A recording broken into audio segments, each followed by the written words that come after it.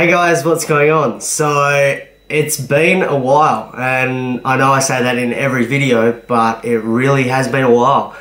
I think it's been 4 months that I've taken off of this kind of little venture in my life, and I really needed to do it.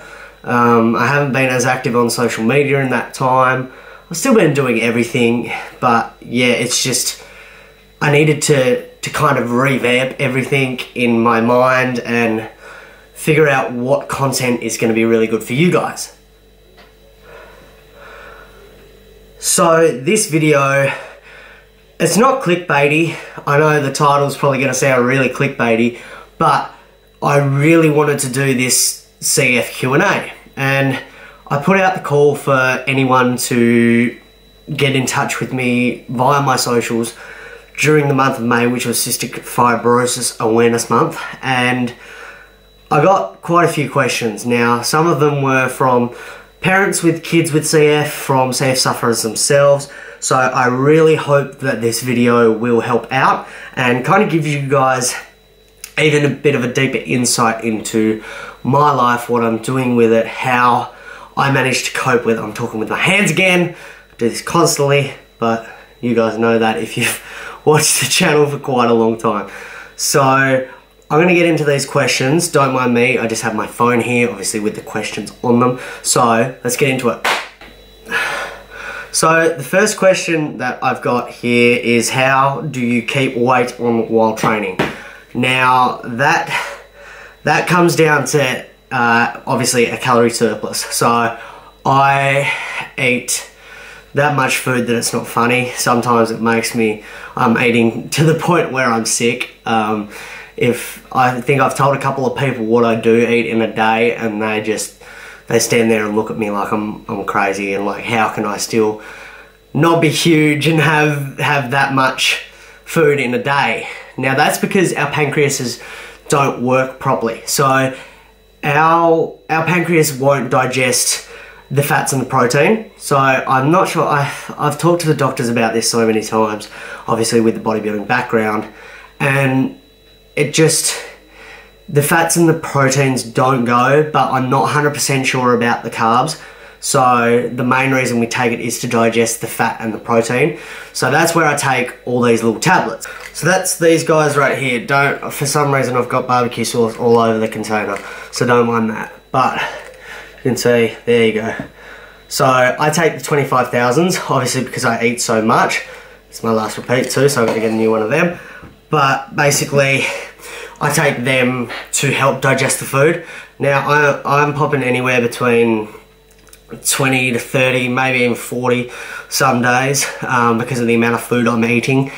With my main 3 meals that I have, I take, actually to be honest, I take 5 for 2 of the meals, 4 for another, 3, it's ridiculous. If I counted how many pills I took, I'd be, you shake me and I'll rattle.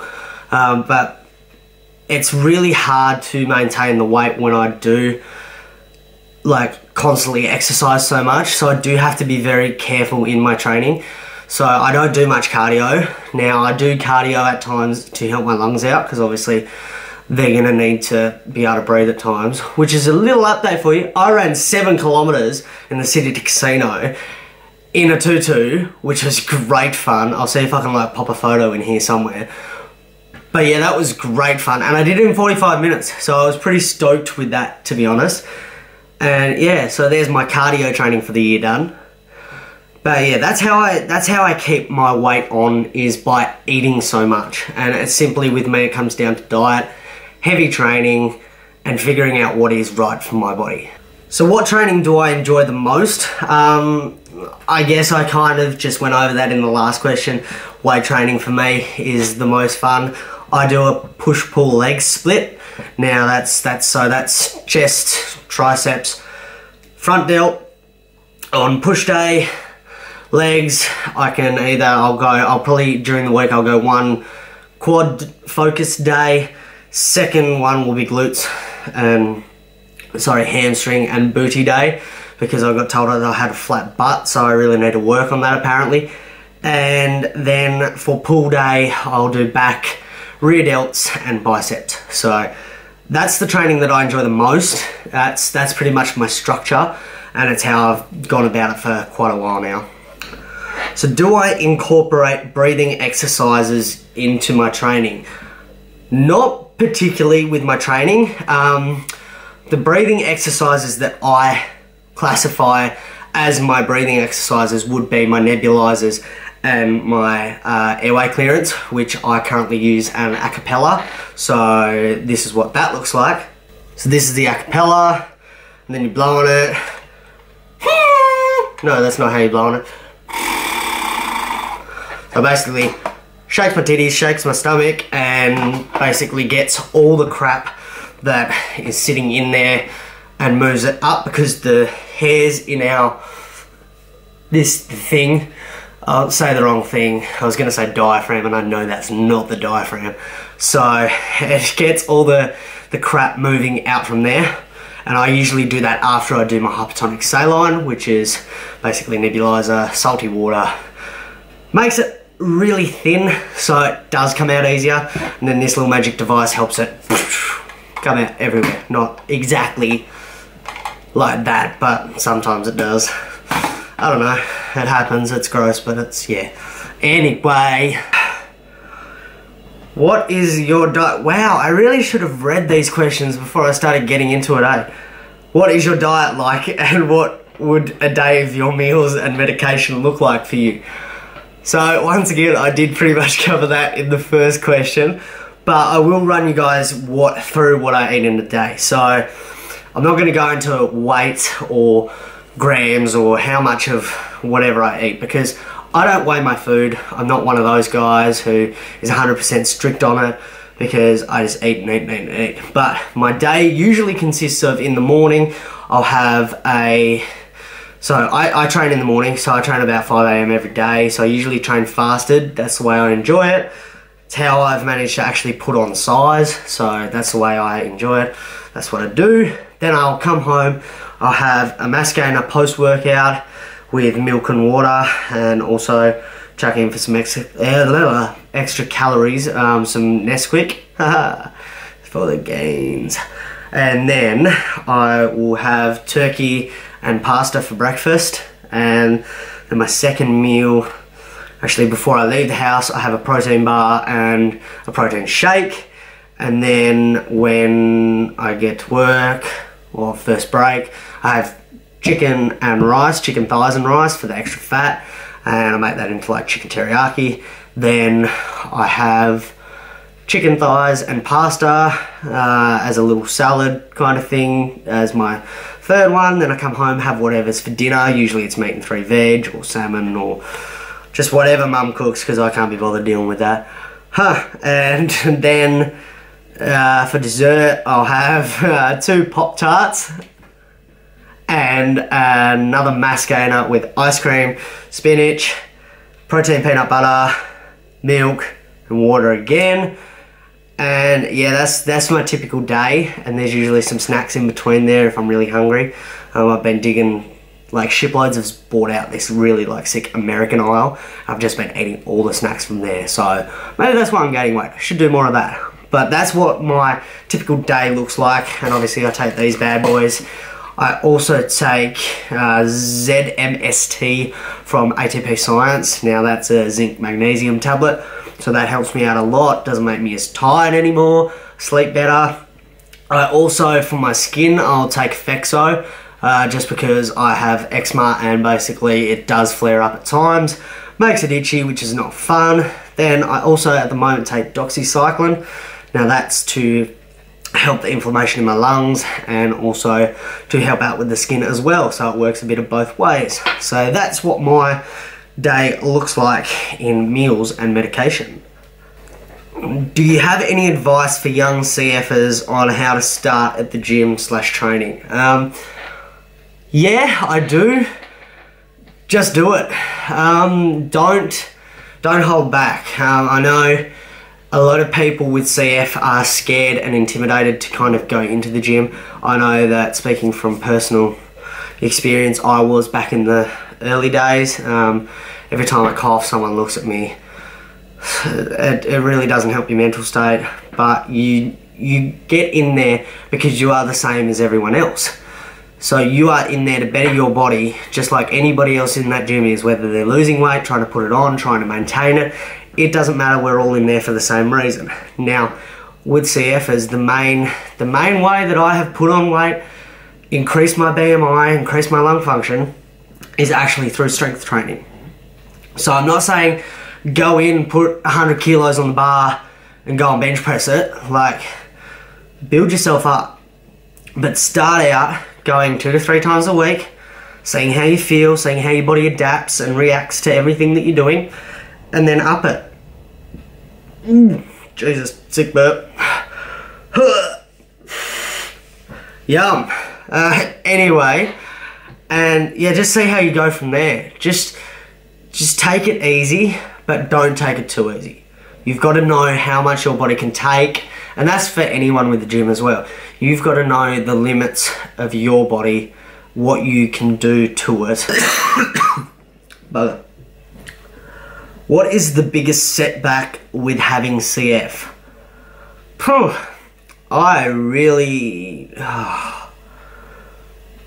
that's a really hard one for me to answer, because I don't look at it in that way that it is holding me back. I guess this is outside of the gym now. Probably for me, it's traveling.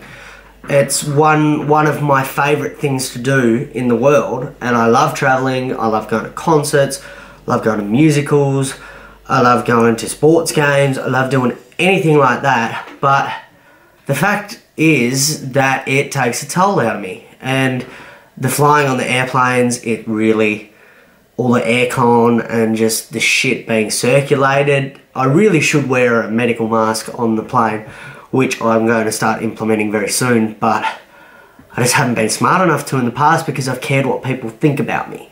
And if I walk onto a plane looking perfectly healthy with a medical mask on, I just feel like I'm going to be judged, but you know, I shouldn't do that. Anyway, that's probably my biggest setback, is the fact that I want to travel so much and see so much of the world before shit starts to happen, that I've got to be really careful about how I do it and make sure that I do my meds, make sure that I keep up with everything. Because that's another thing too, when I go on holidays, I completely forget about my meds. I'm out of, in my eyes, I'm out of the CF realm. I don't have CF when I go on holidays, which is a stupid way to look at it, but that's kind of my mental approach to it. So I've really got to get out of that mental approach, because no matter where I go, I've got CF, and I know I have to look after myself to keep myself going as long as possible. That'd be my biggest setback with having CF, is for me travelling. If you can't already tell, I'm a bit tired from training legs today. I absolutely murdered them, and it was very painful, and I'm very tired. How hard is it not being able to socialise with others who have CF? That again is a hard one, because we all look at things differently, so we all have different views on how we handle it and how we deal with it. So for me personally, it's not that big of an issue, because I look at it the way I want to look at it. But it would be nice then again at times to be able to connect with them, because they are the only ones who really know what I'm going through, because we're going through it.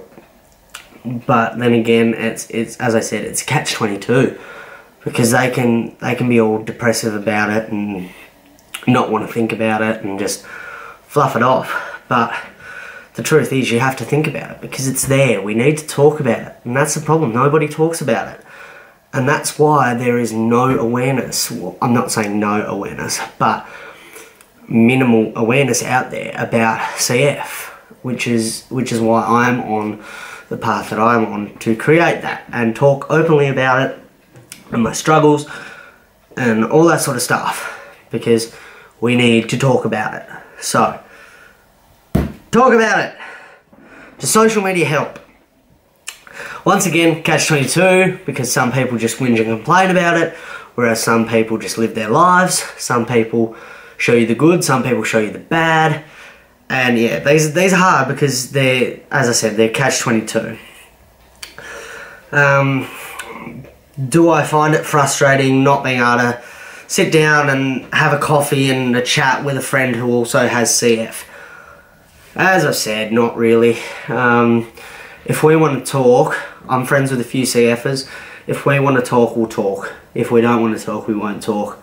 And that's just how we deal with it. And we get on with our lives as we're normal people. Like, as I've said, yes, we still have to do that, but we do still have to create awareness for CF and what it does to our bodies and how much it does affect us. But yeah, as I said, all these are kind of a catch-22 for me personally, but then again, you can ask another CF and they'll give you a completely different answer. So they're the main questions that I got. I didn't want to make this a long-winded video, and I hope it's not a long-winded video. Just thought I'd quickly update you on what's been going on with my life. If you don't follow me on social media, I actually won the Tasmanian Young Achiever of the Year for the service to the disability sector, which was amazing. And I'm completely stoked and still in shock about it, but and the winner, so stoked. I've done a lot of promo since then, and people are talking about CF, so I'm happy. So I've done radio interviews, television interviews, all that sort of stuff, and people are talking about it. So yeah, that's really all that's been going on in my life, actually. Pretty boring. But anyway, I'm going to end this video here. I'll see you guys in the next one, because as this t-shirt says, this is the comeback. Catches.